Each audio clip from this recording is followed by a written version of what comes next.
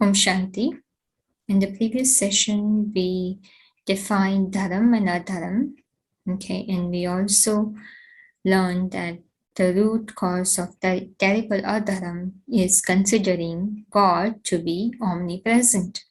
Okay, in this session, we will prove it. Okay, why is it not right to consider God to be omnipresent? Again, we are going to decide based on our divine intellect, not based on our Rajo and Tamo sanskars. Okay, beliefs created by Rajo and Tamo sanskars.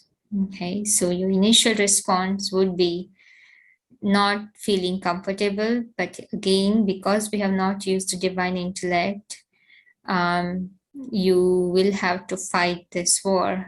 Okay, you have to overcome by understanding through your third eye. Okay, so we are going to go ahead and start. So there will be a couple of sessions on this. Okay, deeper you go into this, easier it will be to feel the truth. Okay, and for your divine intellect to make a decision, so you don't have to go back to this. Maybe, maybe not, maybe not. Okay, remember we have to accept one thing and move on. If we are still hanging in the middle, we are not able to going to have that stabilized intellect, okay, or that eternal peace of mind. Okay, so some things we have to accept and then take it as the universal truth and move on. Okay, so for that you need all this understanding. So deeper you go, it will help you. Okay. First, we will define the meaning of word omnipresent. Okay, some of you might not be clear on that. There is omnipresent, omnipotent, which is he's most powerful. The omnipresent means that he's present everywhere, in everyone. Okay, whether it's a living being or inert matter. So that's what the meaning of omnipresent is. I believe God is everywhere. Okay, and he is doing everything. Okay, so present means just his presence everywhere. Okay, so that is the meaning of omnipresent. In some of the questions, that may arise if we believe that God is everywhere. Again, we have to use our divine intellect. Okay, we should answer the questions such as, okay, why is there a need to go to temples, churches, or mosque if God is omnipresent? Why can't we just, whenever we feel peaceless, we just go within us, ourselves, if God is inside us, okay, and then feel the God. Why is there a need for a specific place? Okay, and if that place, why is not that our home itself? Okay, some of the questions we need to know the answer of it. If he is omnipresent, then we know that we won't need to really have to go to temple to feel peaceful, or church. Okay. Another question is, when devotees sing the praise, okay, they say, oh God, give us a glimpse. Well, how will God give a glimpse to them when he himself is sitting in them? Right? One side we are saying God is everywhere. Okay, another side we are just calling God up above. Okay, saying that, oh, give us a glimpse. Okay, just like in this picture that I don't know if you can able to see it. See in here, and at the end time, we will just call out for God. We look up. All the religious fathers, they point their fingers upwards. Okay, God, if just like all the religions, if they would really, if their prophets would have said God is omnipresent, then why would they point the fingers upwards, right? That is also the other thing we need to think, right? Truth cannot be falsified in any way. Truth is truth. Okay, so that also doesn't make sense, right? So some more questions here. Okay, why do devotees look upward when they remember God? Why are people killing and eating animals? They also have God in them. Then people should not be killing and eating animals. Okay, if God is everywhere. Okay, so but we are not doing that. Okay, people who believe themselves God is omnipresent, okay, they do that themselves, so killing and eating animals. Okay, so why is there natural calamities happening all over the world? Just logically think. Okay, the why we have this nature in an impure form. If God is in the nature, then nature will not do anything to hurt anyone. Okay, but it's out of control actually. What is God doing in there? Okay, why is there diseases, pain, misery, peacelessness, sorrow increasing in the world? Imagine if God is everywhere, then it should not be increasing. Okay, just think about it. If you are a parent, okay, um, or even if you're not a parent, let's see, but if you see any child in your family, if they are fighting, they are hurting each other, okay, would you not stop them from doing that? Okay, as being the adult and then watching everything, okay, knowing this is not the right thing to do, will you just stand still and do nothing? Okay, even though you might have, somebody might tell you, hey, this is the game here, you should not interfere, but no, you will still not stop yourself seeing wrong things and um, taking the right action. God, who is the father of truth, universal truth, would he just step back and not do anything? Because if we talk about karma, well, God did say that he doesn't interfere in anybody's karma, but he did say that he will show everyone the right path. Then why would, if he can show everyone the right path, then why people are not following, able to see that path? Okay, that God is showing. He has power to really bring that awareness, right? That just like a father and the child, like in our family as well, if the child is doing something wrong, father is telling something, eventually, yes, okay, if the child will able to understand, if he doesn't understand, the father will do something to forcefully stop the child. God, why is not God doing that? Okay, I know he cannot interfere anybody's karma, but he's called to be omnipotent. He has enough power. Sometimes we say, oh, God can do this, God can do everything. On the other side, we are saying, no, God cannot interfere in anyone's karma. What is this? Both cannot be true. Okay, so it is very, very important. We can only accept one. If any, it will not, and we should also test it if we should accept it or not. I hope it makes sense what I'm trying to say. If he has power, he must use it to stop having things in the wrong direction. Okay, and then if he's the controller, he would do it. If he's everywhere, he would do it. Because seeing misery, he will not just not do anything, being like a authority, universal authority. Okay. All right, next question. Why is there the falsehood and divisions among human beings on the basis of religion, race, color, languages? Well, if we have God within all of us, then why this racism increasing? Why this partiality?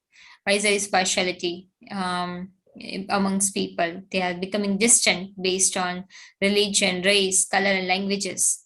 We are losing that mutual love, cooperation, okay, that respect actually towards each other. So it should be increasing, not decreasing, right? If we can see God in all of us, we should not be hurting anyone, fighting with anyone, thinking negative about anyone, okay, in any way of taking hurt from anyone, okay, if the God would be existing in everyone, okay. I hope it makes sense. One more thing on this first point that I I missed to point it out was, okay, forget about stopping anyone. Okay, why even we are fighting with each other? Think about it. If we have God within us, okay, why is not God doing anything? Not in a little thing. Think about something big when somebody is killing uh, basically each other. So why can't the person who is killing can see the God in the other person? Why can't we how can we even have a thought? God is sitting in there. How can he let that happen? Okay. To have anyone really think and do such bad act. Okay. So that also doesn't make sense, right? That at the first place doing the wrong thing, okay, even though I have God in me. So, and then it's getting worse and worse. Forget about getting better and better, it's getting worse and worse. Okay, we just learned our intellect becomes completely blocked. And we have said God is the giver of the divine intellect, then why?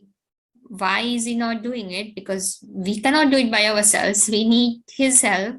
So without his help, we cannot do it. So why is it not he not helping it? Okay, because of not having the divine intellect, we are not making the right decision, keep doing the wrong thing, which is making our intellect much more weaker and weaker. So bad karmas are not a kind of the reason why we are not able to feel God. We don't have the divine intellect. That's why we cannot feel God. And he has to give us that in order to even stop bad karmas and the effect of bad karmas on the intellect. Okay, think logically. Okay, it will make sense. Okay, some more questions we will explore. So in here, okay, this question is also very good, right? To think about why is God shown to manifest in specific forms and incarnation if God is omnipresent, right? If we say God is omnipresent, God is already everywhere, then why does he need to take incarnations, okay, to bring the benefit? We, in the scriptures, that's what is shown, that external help was needed. God had to intervene to awaken people. Then why he is taking incarnation if we say already he is everywhere? Okay, that is something to think about, right? If that would be true. Okay, if God is within me, then what is the need for me to seek human gurus, right? Why are you seeking for guidance? If he has the God, if they have God in them, you have God in you too. You can also become a human guru. Okay, but why not? Okay, so if God is within me, I can also able to do that. There is no reason. Oh, I have house for life. They don't. Nothing like that. Those are just limited things. There are many people who lived in the household and still can achieve it and have achieved it. Okay, why not you? So it's something to think about, right? Truth has to be equal for everyone. It should work equally for everyone. Okay. All right. The next question, if the intellectuals of intellect God is in human gurus, then why is there a need for them to say neti neti? Well, now that is also the question. If we say human gurus have God in them, but in many things they say neti neti, which means we don't know. We don't know their iti means end. We don't know their beginning either. So if they don't know completely about God and they don't have answers to all the questions, then how can we really, say that God is in them? Okay, so that is something very important to also think about, right? If we still believe God is omnipresent. Okay, here are some more questions. How can God give sorrow to anyone? Of course, if God is within me, why am I giving sorrow to others? Okay, how would we prove the accuracy of karma theory for all the good or bad things happening with us? Right? So we can't just use our logic and say, okay, whenever I want to apply karma theory, I will apply karma theory. Whenever I don't want to apply, I will not apply. Then the definition will be different for everyone. That is not true. Okay, karma theory definition will not be different for everyone.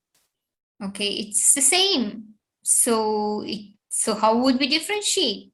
If we say sometimes, oh, it's my bad karma, that's why it's happening to me, then something good happened to you, then how can you not differentiate? It's my good karma. Why are you saying God did it? It's because God had mercy on me when I do prayers, such as I want to pass my exam, I pray to God and I pass it. Some other person also prays to God, but he doesn't pass it. Why don't we consider that fact? If it would be God, then he would fulfill the wish in this same way, So how would we know where the karma theory is working, where God is really doing something, if he would be doing? Okay, so if we don't have the answers, we can't really say that is the God who is doing it. We need to have accurate answer of how to define it, how to differentiate them. Okay, so in reality is God doesn't really do anything. It's all the karma theory. Whether something good happens to you or bad happens to you, so it applies equally. If bad happens to you, it's because of karma theory. Good happens, it is also karma theory. If God doesn't interfere in that, why don't we say God doesn't interfere in our karma at that time when something good happens to me? Why only we say something bad happens to me, then only God doesn't interfere? That is not right to say. So we are just like playing with ourselves, okay, and trying to just console our belief, trying to justify our belief, but we ourselves are conflicting, confused within ourselves, because we know it is not the complete truth. That's why we are trying to seek truth, going out, listening to many things. Okay, but we only want to take, which is basically feed my beliefs. And that is the biggest problem here. Okay, so the beliefs we are carrying. It's not that beliefs that many people think is the right. That's not, we have seen the history. Okay, not the many people who thought, even the religious fathers. Okay, many people really falsified religious fathers initially. They were the number of people who were against them were greater. But at the end, what happened? Everybody is following their teachings, okay, of their specific religion.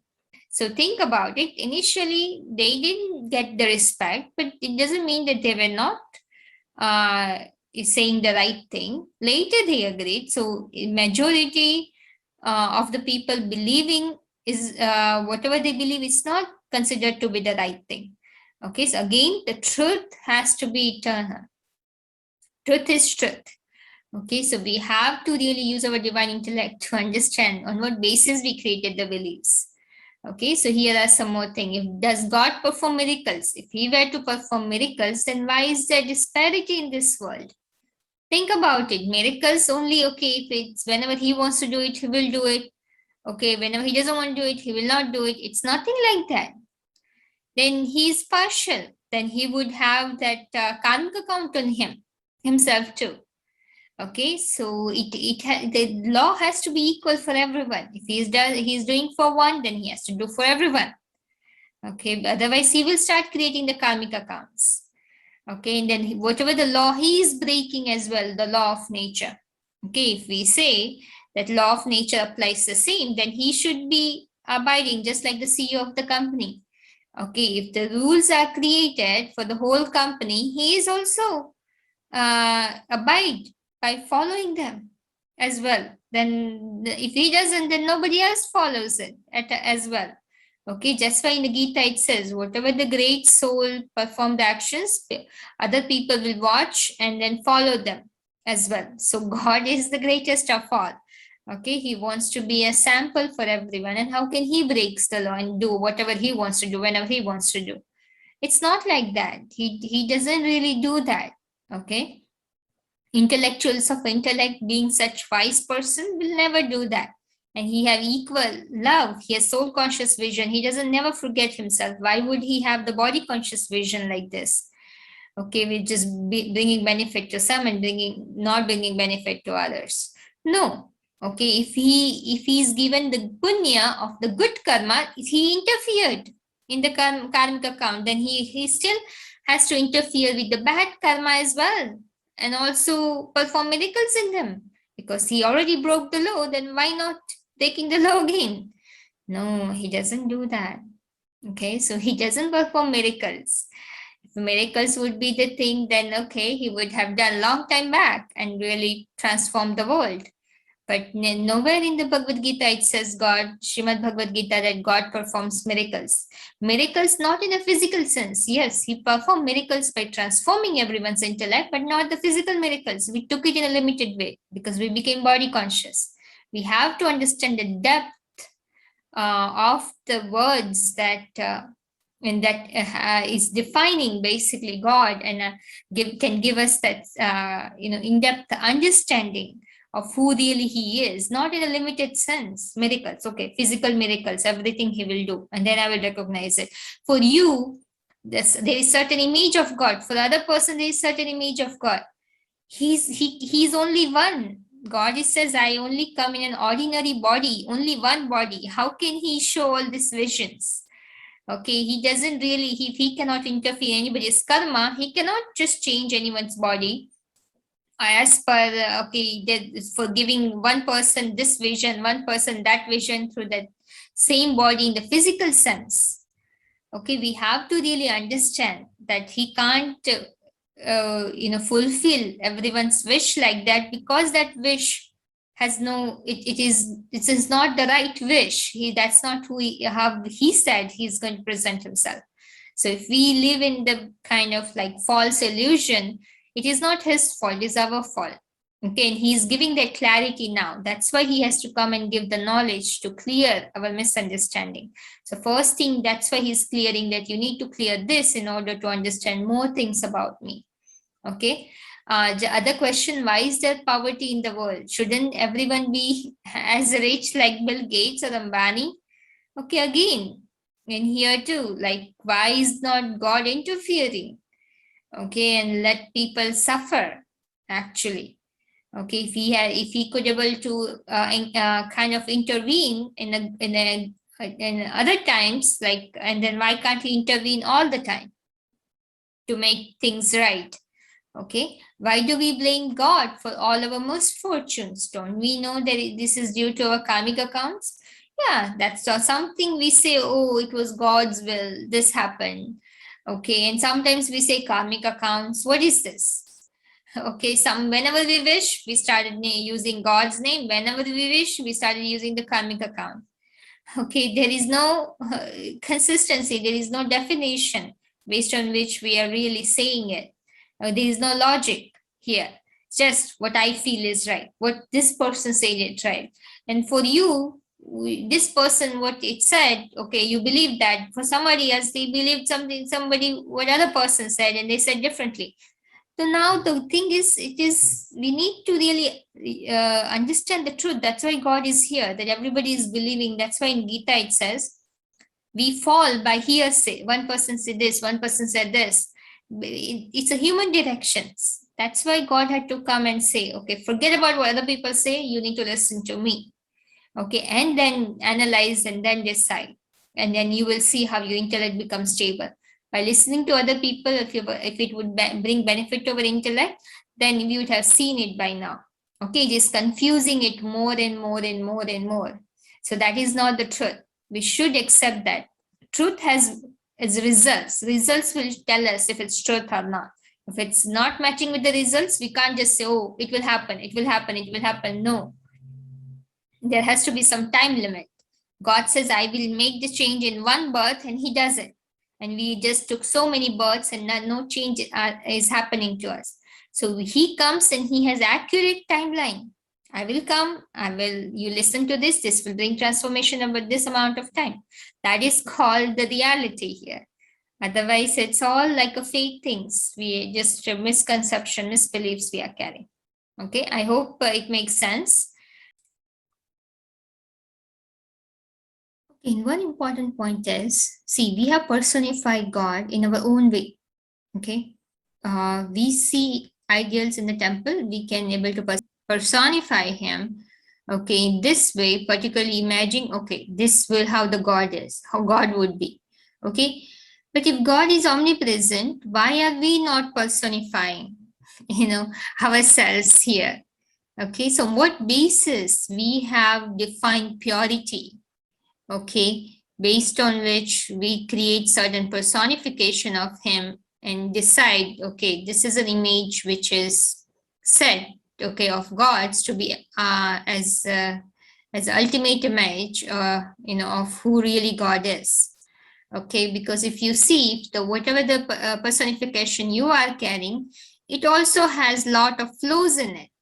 You take example of deities. A lot of defamation has also happened about deities. They are also violent, but they also show the violence. They are also going through the vices.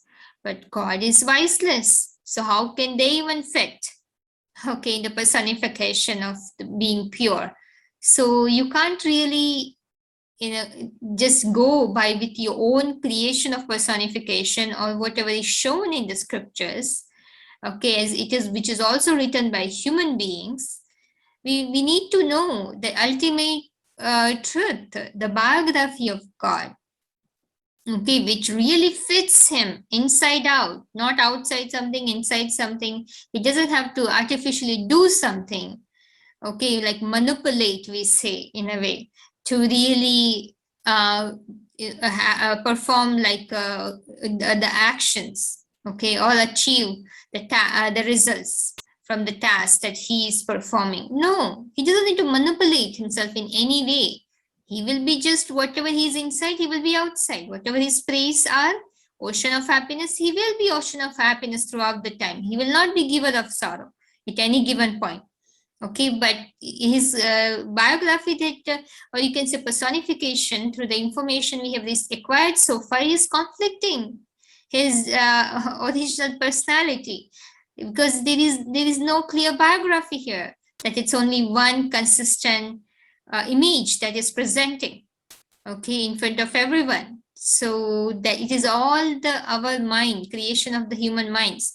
He's not exactly that. Okay, so he only can give his own biography, true biography.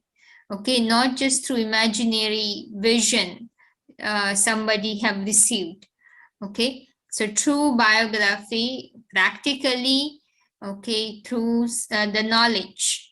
Okay, and he proves it, being that proves to its biography in the practical sense. He proves himself that this biography is, that's how who I am, and I still achieve my task. That's the most important part, without manipulating myself, without really doing something against who I am, and going against my praises, okay, or whatever my personality is. I don't really deviate from it.